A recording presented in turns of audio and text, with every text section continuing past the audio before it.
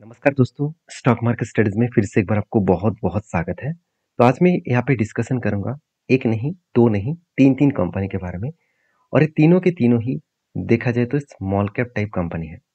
देखिए small cap industries आप सभी जानते हैं एक हाई रिस्की इंडस्ट्रीज़ होते हैं, एक हाई रिस्की कंपनीज़ होते हैं। क्योंकि इस सेक्टर में जितने सारे कंपनी होते हैं, वो छोटे मार्केट कैप लेकर आते हैं और इस छोटे मार्केट कैप को वो धीरे-धीरे करके बड़ा भी करते हैं और उनमें से बहुत सारे कंपनी डूब भी जाते हैं। कभी-कभी कुछ कंपनीज़ बंद भी हो जाते हैं, ऐसे कुछ सिचुएशन आ जाता है। तो हमेशा रिस्क को अगर सामने रखते हुए अगर देखा जाए, तो स्मॉल कैप, माइक्रो कैप और मिड कैप टाइप कंपनी बहुत हाई रिस्की होता है। क्योंकि इस कंपनी के जो मैनेजमेंट है, जो कंपनी का बिज़नेस है, वो फ्यूचर में कितना सस्टेबल हो पाएँगे, उसका मैनेजमेंट कितना उसको ग्रोथ कर पाएँगे, ये सारे डेटा चेक करना इतना आसान नहीं होता। इसीलिए हमेशा स्मॉल कैप टाइप कंपनी के ऊपर निवेश करना एक जोखिम भरा बात है। मगर ये बात भी सही है, अगर हम लोग रिस्क नहीं लेंगे, तो मार्केट से पैसा कहाँ से बनेगा? तो देखिए रिस्क लेने का हर किसी का अलग-अलग ओपिनियन होते हैं, अलग-अलग स्ट्रैटेजीज़ होते हैं। मेरे ओपिनियन क्या है, वो मैं आपके साथ इस वीडियो के अंदर शेयर करूँगा। तो मैं रिक्वेस्ट करूँगा इस वीडियो में जितने सारे शेयर के बारे में मैं चर्चा करूँगा, मेरे तरफ से कोई भी बाय एंड सेल का रिकमेंडेशन कभी नहीं है। मेरा काम है आपको सारी चीज़ों को समझाना। आपका काम है पहले आप रिसर्च करिए, आपके जो सेबी रजिस्टर्ड एडवाइज़र है उसके साथ बातचीत करिए, उसके बाद काम करिए। मेरे मतलब कहने में इस कंपनी के ऊपर ट्रेड करेंगे, तो आपको लॉसेस होने का चांसेस भी बढ़ सकते हैं। तो प्लीज़ आपके खुद के रिसर्च के हिसाब से ज़रूर काम करना। मेरे तरफ से इस वीडियो के सारी डिटेल्स को चेकआउट करना, क्योंकि कंपनीज़ के बारे में जितना जानकारी हो पाए, मैं आपके साथ शेयर करूँगा। तो सबसे पहले एक ग्रोथ मैं आपके साथ शेयर कर लेता हूँ। आप ध्यान से देखना कि जो मिड कैप और स्मॉल कैप टाइप कंपनी है, तो उनमें से देखिए यहाँ पे एक डेटा है Nippon India small cap fund, जिसका ग्रोथ प्लान आप अगर देखा जाए, जो येलो कलर का आपको बार दिख रहा है, लाइन दिख रहा है और जो वो मतलब स्मॉल कैप फंड है और जो निफ्टी 50 का जो ईटीएफ फंड है और टीआरआई फंड है, उसका ग्रोथ कौन सा है ब्लू कलर का। तो दोनों में अंतर देखिए, कहाँ से कहाँ तक कोविड के टाइम में दोनों में ही क्रैश हुआ था। दोनों में क्रैश होने के बाद दोनों में अंतर देखिए कितना बड़ा धमाका हुआ और निफ्टी म्यूचुअल फंड किस तरीके से चल रहा है। मतलब रिस्क जो लोग लिया, सही अगर रिस्क लिया, सही ढंग से अगर रिस्क लिया, तो वो कंपनी आपको धमाका रिटर्न जरूर देंगे। इस बात को हमेशा याद रखिएगा। तो बेसिकली कंपनीज के ऊपर एक चीज़ को नोटिस करना कि अगर आप रिस्क लेने के लिए तैयार हैं और आप रिस्की प्लेयर हैं, तो ही आप स्मॉल कैप टाइप कंपनीज के ऊपर फोकस रखिए। अगर आप चाहते हैं कि सेफ जोन में काम करना चाहूँगा, तो हमेशा आप लार्ज कैप टाइप कंपनीज के ऊपर फोकस रखिए। चलो अभी देख लेते हैं मेरे पॉइंट ऑफ व्यू से ये सारे कंपनीज के अपडेट क्या है। सबसे पहले मैं बात करूंगा जिस कंपनी के बारे में, उसका नाम है हैप्पी फॉर्च्यून्स लिमिटेड।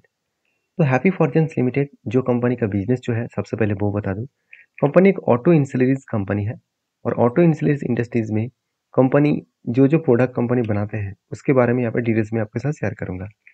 देखिए क्रैंकसेफ्ट क्या होते हैं, आप सभी जानते हैं। इंजन में जो इंजन का अंदर जो पिस्टन लगाया जाता है, उसको कनेक्ट किया जाता है क्रैंकशाफ्ट के माध्यम से। तो इंजन के भीतर इस तरीके से प्रोडक्ट लगाए जाते हैं, साथ ही साथ ट्रांसमिशन पोर्ट्स, उसके साथ साथ आप देख सकते हैं जो स्टीयरिंग जो व्हील्स है उसको भी कंपनी बनाते हैं। साथ ही साथ फॉन्ट एक्सेल्स भी कंपनी बनाते हैं। साथ ही साथ रेलवे के कुछ पार्ट्स भी कंपनी बनाते हैं और साथ ही साथ मतलब डिफरेंशियल्स के भी कुछ केसेस बनाते हैं। साथ ही साथ कुछ विंड मिल का प्रोजेक्ट के ऊपर भी कंपनी का कुछ पेयर पार्ट्स बनाते हैं। ऑयल एंड गैस के भी कंपनी पेयर पार्ट्स बनाता है। तो बेसिकली कंपनी एक ऑटो इंश्योरेंस कंपनी है। और सबसे इंपॉर्टेंट पॉइंट क्या है इस कंपनी के ऊपर जानते हैं? अगर मैं इस कंपनी के डिटेल्स के बारे में बात करूँ तो पूरा डिटेल्स यहाँ पे आपको दिखेगा, कौन सा कंपनी प्रोडक्ट बना रहा है। और मजेदार बात यही है कि कंपनी का जो सेक्टर है, जिस सेक्टर को कंपनी प्रोडक्ट को सेल करते हैं, वो बहुत हाई मतलब डिमांडेबल सेक्टर है। जैसे कमर्शियल व्हीकल्स, इसके ऊपर भी कंपनी प्रोडक्ट बेच रहे हैं। साथ ही साथ फार्म में चलने वाला कम गाड़ियाँ है, मतलब ऑफ रोड जो गाड़ियाँ है, और वो भी इस कंपनी की प्रोडक्ट बनाए जाते हैं। विंड टरबाइन के ऊपर भी कंपनी प्रोडक्ट बनाते हैं। रेलवे सेक्टर के साथ भी जुड़े हुए हैं।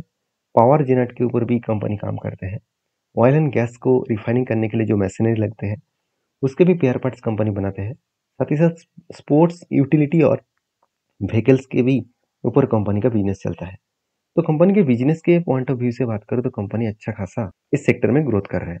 अभी देखिए कंपनी के जो सेक्टर वाइज अगर देखा जाए तो कंपनी के फाइनेंशियल डिटेल्स 2021 से लेकर मतलब 2021 से लेकर 2024 तक देखा जाए तो सबसे ज़्यादा ग्रोथ कहाँ पे हुआ? ऑटोमोटिव सेगमेंट के ऊपर, कमर्शियल व्हीकल्स के ऊपर। और जो पहले 38% था वो बढ़ के 41% हो चुके हैं। और नॉन ऑटोमेटिक फार्म इक्विपमेंट के ऊपर जो 44% था वो घट के 32% है। ऑब्वियसली कंपनी जिस सेगमेंट में बढ़ना चाहिए था उस सेगमेंट में ही बढ़ रहा है। नॉन ऑटोमेटिव जो ऑफ हाईवे व्हीकल्स है, ऑफ हाईवे व्हीकल्स के ऊपर देखा जाए तो कंपनी 14% के पहले 17% था, आज घट के 14% हो चुके हैं। बाकी नॉन ऑटोमेटिक जो इंडस्ट्रीज है उसके ऊपर पहले जितना था वो बढ़ के अभी 13% हो चुके हैं। तो कंपनी हर सेक्टर के ऊपर बिजनेस को फैला कर रखा।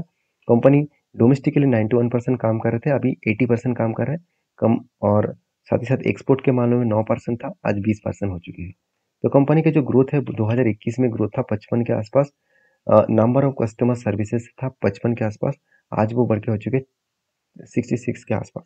तो बेसिकली टॉप 10 कस्टमर जो इसका वो 69% था, अभी घट के 66% हो चुके हैं। अदर्स के ऊपर 21% था, वो बढ़ के 34% के आसपास हो चुके हैं। तो बेसिकली कंपनी का जो बेस है वो 66% से मतलब बढ़ते हुए 79% का सेल्स ग्रोथ देखने को मिला। एक अच्छा खासा ग्रोथेबल कंपनी यहाँ पे देखने को मिला है। बाकी कंपनी के फाइनेंशियल डिटेल्स के बारे में चर्चा करूंगा। आप देखेंगे कंपनी का जो मार्केट कैप है, मैं पहले बोल चुका हूँ स्मॉल कैप टाइप कंपनी है, 8,700 करोड़ का। कंपनी के देखिए ROC ROE बेस्ड है, इनकम जबरदस्त है, डेप्थ भी कम है और कंपनी के वैल्यूएशन थोड़ा सा हाई है। अभी कंपनी के प्रॉफिट एंड लॉस के बारे में बात करूँ तो सेल्स में कभी भी कमियां देखने को नहीं मिलेगा।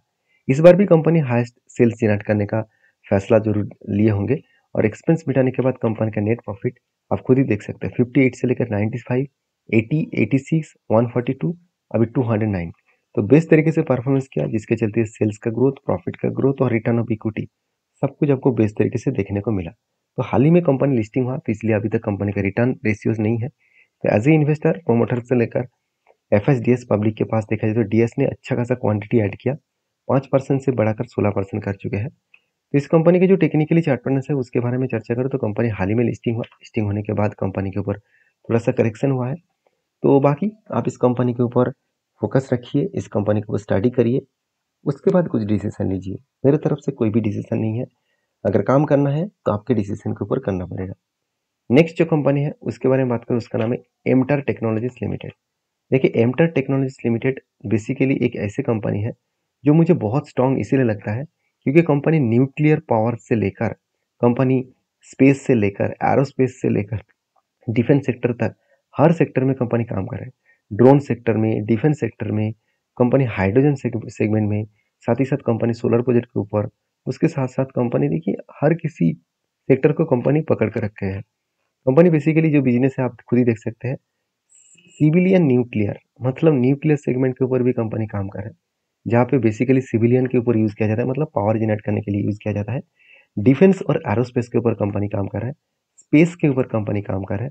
साथ ही साथ देखा है तो कंपनी क्लीन एनर्जी के ऊपर काम कर रहा है, जहाँ पे हाइड्रो प्रोजेक्ट भी है और भी सोलर प्रोजेक्ट भी है। और उसके साथ साथ बॉल्स जो मतलब स्क्रैब्स है, उसके साथ साथ जो रूलर स्क्रेयर्स है उसके ऊपर भी कंपनी काम करते हैं और आधा सेगमेंट के ऊपर भी काम कर रहे हैं, जैसे मरीन हो गया, सबमरीन हो गया, इस तरीके से प्रोडक्ट के ऊपर भी कंपनी काम करते हैं। तो बेसिकली कंपनी का जो बिजनेस है बहुत स्ट्रांग है, उसके साथ साथ कंपनी का क्लाइंट और भी स्ट्रांग है। आप खुद ही देख सकते हैं, बालाजी अमीन्स इसका कस्टमर है, साथ ही साथ WOM तो वर्ल्ड वाइड मतलब वेलफेयर मशीन जो है उसके भी इसका कस्टमर है। साथ ही साथ DRDO, साथ ही साथ RCI, ARDM। तो DRDO का जितने सारे सेगमेंट है उसके साथ कुछ प्राइवेट प्लेयर्स भी है, SAC है, साथ ही साथ टाटा है। और उसके साथ साथ आप ये भी देखेंगे तो राफेल्स भी है, साथ ही साथ आप सॉरी यहाँ पे देख सकते हैं राफेल्स भी है।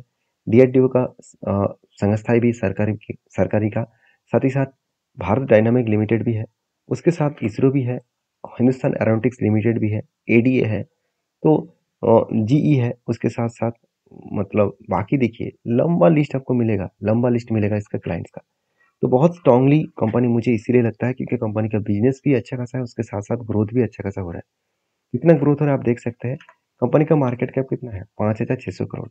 कंपनी का वैल्यूएशन देखा तो इंडस्ट्रीज वैल्यूएशन से थोड़ा सा कम है, ROC ROE बेस्ड है। कंपनी की इनकम भी है, कंपनी की डेप्थ भी कम है। अगर प्रॉफिट एंड लॉस के बारे में बात करें तो सेल्स में आपको एक हाई ग्रोथेबल सेल्स देखने को मिलेगा। इस बार भी कंपनी हाईएस्ट सेल्स यहाँ पे जनरेट कर चुके हैं और एक्सपेंस को मिटाने के बाद कंपनी का प्रॉफिट भी एक रेंज के हिसाब से बढ़ता हुआ देखने को मिले, मतलब बेस्ट तरीके से एक सिचुएशन बढ़ता हुआ देखने को मिला है। बाकी इस कंपनी के जो सेल्स का ग्रोथ, कंपनी का प्रॉफिट का ग्रोथ और साथ ही साथ कंपनी के रिटर्न ऑफ इक्विटी, सब कुछ आपको कुछ इस तरीके से पॉजिटिवली देखने को मिला है। हाँ, रिटर्न सेल्स प्रॉफिट का ग्रोथ इस साल में थोड़ा सा कम हुआ, कोई बात नहीं, हमेशा अच्छा खासा रहेगा, इसका कोई गारंटी नहीं होता। बाकी एज ए इन्वेस्टर, प्रोमोटर से लेकर एफएसडीएस पब्लिक, हर किसी के पास आपको इन्वेस्टमेंट दिखेगा। अभी इस एमटर टेक के ऊपर एक चीज़ की बात करूँ तो कंपनी सबसे ज़्यादा काम करते हैं क्लीन एनर्जी के ऊपर 58%, उसके बाद अदर्स के ऊपर 25%, न्यूक्लियर के ऊपर 10% और डिफेंस के ऊपर 5.8%। तो कंपनी के जो parts of aircraft and spacecraft के हैं उसके ऊपर 100% कंपनी काम करते हैं। तो बेसिकली कंपनी का बिजनेस बहुत स्ट्रांग है और इस स्ट्रांग बिजनेस के हिसाब से कंपनी इंडिया में 32% बिजनेस कर रहा है, बाकी प्रोडक्ट जो है वो बाहर की कंट्रीज में कंपनी एक्सपोर्ट करते हैं, जिसके कारण कंपनी में एक ग्रोथेबल सिचुएशन देखने को मिल जाते हैं। अभी रही बात इस कंपनी के चार्ट पैटर्न्स का, तो कंपनी इसके ऊपर एक लंबा जर्नी आपको यहाँ पे देखने को नहीं मिला अभी तक। तो कंपनी जब से लिस्टिंग हुआ तब से लेकर थोड़ा सा ऊपर गया, उसके बाद नीचे भी आया, कंपनी भी वोलेटिलिटी के हिसाब से आगे बढ़ रहा है। तो मुझे लगता है इससे शुरुआत है, अभी इस कंपनी के ऊपर जर्नी बहुत बाकी है। बाकी आपके क्या ओपिनियन है जरूर मुझे कमेंट्स करके बता सकते हैं। और फिर भी मैं डिस्क्लेमर आपको फिर भी दूंगा, मैं कोई सेबी रजिस्टर्ड एडवाइजर नहीं हूँ, तो प्लीज़ सारे कंपनीज के ऊपर एज ए एजुकेशन पर्पस में सारे पॉइंट्स मैं आपके साथ शेयर कर रहा हूँ। तो प्लीज़ अगर किसी कंपनी के ऊपर काम करना है तो आपके जो सेबी रजिस्टर्ड एडवाइजर है उसके साथ बातचीत करके ही काम करना। तो आपकी क्या राय है जरूर मुझे कमेंट्स करके बताना। नेक्स्ट जो कंपनी है उसका नाम आप दिखाने से पहले मैं बात करूं तो कंपनी एक सॉफ्टवेयर कंपनी है, एक छोटा सा कंपनी है, फिर भी कंपनी का आउटलेट बहुत ज़्यादा है, मतलब बहुत ज़्यादा कंपनी काम करते हैं यूएसए में, यूके में। क्योंकि कंपनी के बिजनेस के बारे में बात करूँ तो कंपनी का नाम सबसे पहले बता दूँ, सेक्सॉफ्ट लिमिटेड। तो सेक्सॉफ्ट लिमिटेड जो है बेसिकली आप देख सकते हैं Saksoft limited engage in the providing business intelligence and information management के ऊपर, मतलब जो आईटी सेक्टर के ऊपर काम करते हैं। और बेसिकली कंपनी के जो बिजनेस है वो यूएसए एंड यूके बेसिस में है। कंपनी स्टार्ट हुआ था 1999 में और कंपनी के ऊपर मतलब आदित्य जी इस कंपनी के ऊपर शुरुआत किए थे। और देखिए एक्चुअली आदित्य जी नहीं है, Avtar Krishna and his son mister Aditya Krishna ji, दोनों ने इस कंपनी के ऊपर आज इस मुकाम तक पहुंचे। तो कंपनी एक लीडिंग डिजिटल ट्रांसमिशन कंपनी है, ट्रांसमिशन सॉल्यूशंस कंपनी है। और कंपनी के ऊपर थोड़ा सा मैं बिजनेस के बारे में हाईलाइट कर दूं तो बेसिकली कंपनी के जो बिजनेस है वो इंडस्ट्रीज वाइज कंपनी स्पेशलाइजेशन है, जैसे लॉजिस्टिक इंडस्ट्रीज के ऊपर, फिनटेक के ऊपर, डिजिटल कॉमर्स के ऊपर, हेल्थ केयर के ऊपर, hitech and media and telecom sector के ऊपर। तो कंपनी की जो बिजनेस है टेक्नोलॉजी जो मतलब सेक्टर है उसके हिसाब से कंपनी सॉफ्टवेयर प्रोडक्ट इंजीनियर के ऊपर काम करते हैं, क्लाउड इंफ्रास्ट्रक्चर के ऊपर काम कर रहे हैं, डेटा एनालिसिस के ऊपर काम कर रहे हैं, डिजिटल क्वालिटी एश्योरेंस के ऊपर काम कर रहे हैं, साथ ही साथ मोबाइल के ऊपर, साथ ही साथ डेवलपमेंट स्पेस के ऊपर, एंटरप्राइजेस आईटी सिक्योरिटीज के ऊपर, एंटरप्राइजेस जो इंटीग्रेशन है उसके ऊपर। तो बेसिकली कंपनी का जो बिजनेस है वो बहुत स्ट्रांग है और कंपनी का कस्टमर बेस भी बहुत स्ट्रांग है। इसका क्लाइंट्स के बारे में बात करूँ तो माइक्रोसॉफ्ट, साथ ही साथ देखा जाए तो सेल्स फोर्स, साथ ही साथ देखा तो एड मतलब अमेजन भी है, साथ ही साथ एडोबी भी है। तो बड़े से बड़े प्लेयर इस सेल्स सॉफ्टवेयर भी है। तो इस तरीके से बड़े से बड़े प्लेयर इसका कस्टमर है। अगर और भी डिटेल्स जानना है तो मोर सेक्शन में जाइए और बाकी डिटेल्स भी यहाँ पे चेकआउट कर सकते हैं। इसका क्लाइंट का बेस आप देख सकते हैं। तो अभी चलो कंपनीज के ऊपर बाकी डिटेल्स भी देख लेते हैं। तो बेसिकली कंपनीज के ऊपर परफॉर्मेंस के बारे में बात करो तो कंपनी 2000 करोड़ का कंपनी है, अराउंड 3000 करोड़ आप बोल सकते हैं। तो कंपनी का मार्केट कैप जो है वो तो आपको पता चल गया। पी रेशियो कंपनी की इंडस्ट्रीज पी रेशियो से कम है, अच्छी बात है। आर बेस्ट है, इनकम जबरदस्त है और डेप्थ एकदम जीरो है। अगर मैं प्रॉफिट एंड लॉस के बारे में बात करूँ तो सेल्स हर साल बढ़ते चले गए, कोई भी एक साल ऐसे नहीं लगेगा कि कंपनी का सेल्स कम हो रहा है। कंपनी लगातार खुद को ग्रोथ कर रहा है, इतनी छोटे कंपनी होने के नाते भी खुद को रिप्रेजेंट करना इतना आसान नहीं है। तो कंपनी एक्सपेंस मिटाने के बाद नेट प्रॉफिट भी देखेंगे तो कंपनी 10 साल पहले से 7 करोड़ था, वो 100 करोड़ तक लेके चले गए, मतलब कंपनी 100 करोड़ तक जर्नी यहाँ पे कर चुके हैं लास्ट 10 सालों में। इसीलिए कंपनी के सेल्स का ग्रोथ भी बहुत शानदार, प्रॉफिट का ग्रोथ भी बहुत शानदार, रिटर्न ऑफ इक्विटी भी बहुत शानदार। और कंपनी के सीएजीआर के परसेंटेज के हिसाब से बात करो तो कंपनी एक साल में 48% के आसपास सीएजीआर के हिसाब से आपको डेटा देखने को मिले। और कंपनी के 3 साल, 5 साल और 10 साल सब कुछ में आपको बेस्ट तरीके से सिचुएशन आपको देखने को मिलेगा। बाकी इस कंपनी के ऊपर एज ए इन्वेस्टर प्रोमोटर से लेकर एफआईडीएस पब्लिक हर किसी के पास आपको इन्वेस्टमेंट देखने को मिलेगा। तो जरूर मैं कहूँगा इस कंपनी के ऊपर देखिए एफएस ने अच्छा खासा क्वांटिटी ऐड किया, मगर डीएस ने कुछ क्वांटिटी एडिंग नहीं किया। बाकी पब्लिक के पास भी होल्डिंग्स है और प्रोमोटर के पास भी होल्डिंग्स देखने को मिलेगा। तो बेस्ट तरीके से सिचुएशन कंपनी का बनता हुआ देखने को मिला है। अभी इस कंपनी के ऊपर एक बार मैं टेक्निकली चार्ट पैटर्न्स के बारे में बातचीत कर लेता हूँ। तो टेक्निकली चार्ट पैटर्न किस तरीके से बना है मैं एक बार आपके सामने डायरेक्टली ओपन करके दिखा देता हूँ। देखिए कंपनी जब कोविड के टाइम में था उस टाइम से देखा जाए तो कंपनी किस लेवल तक जर्नी की आप देख सकते हैं। 2006 में कंपनी स्टार्ट हुआ, तब से लेकर कुछ खास परफॉर्मेंस नहीं किया। 2014 के बाद धीरे धीरे करके कंपनी का ग्रोथ होना स्टार्ट हो गया। देखिए यही होते हैं पावर। अगर सही तरीके से सही ढंग में कंपनी को देखिए 10 साल में कंपनी कितना रिटर्न दिया 58 100% का, मतलब 58 टाइम्स कंपनी रिटर्न जनरेट करके दिया। ठीक है, जो लोग सोच रहे थे कि इन्वेस्टमेंट करने के बाद ये मुझे 1-2 साल में ही प्रॉफिट मिलेगा, वो लोग तो बर्बाद हो गए। और जो लोग एटलीस्ट 10 साल तक होल्ड किया तो उस कंपनी के ऊपर कितना शानदार जर्नी दिखा आप खुद ही देख सकते हैं। तो मुझे लगता है ये तो सिर्फ शुरुआत है, आगे बढ़ने का चांसेस बहुत ज़्यादा होने का चांसेस देखने को मिल सकता है। बाकी आप समझदार हैं, सारी चीज़ों को समझिए, सीखिए, उसके बाद काम करिए। मेरे तरफ से कोई भी बाय एंड सेल का रिकमेंडेशन कभी होता नहीं है। मैं हर चीज़ को एनालिसिस करके मैं आपके साथ शेयर करता हूँ। हर चीज़ को, हर कंपनीज का डेटा मैं आपके साथ शेयर करता हूँ। उस डेटा को पहले वेरीफाई करिए, उसके बाद आपकी जो ओपिनियन है उस हिसाब से काम करिए। तो मिलते हैं नेक्स्ट वीडियो में।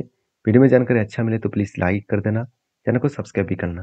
मिलते हैं नेक्स्ट वीडियो में, तब तक के लिए धन्यवाद।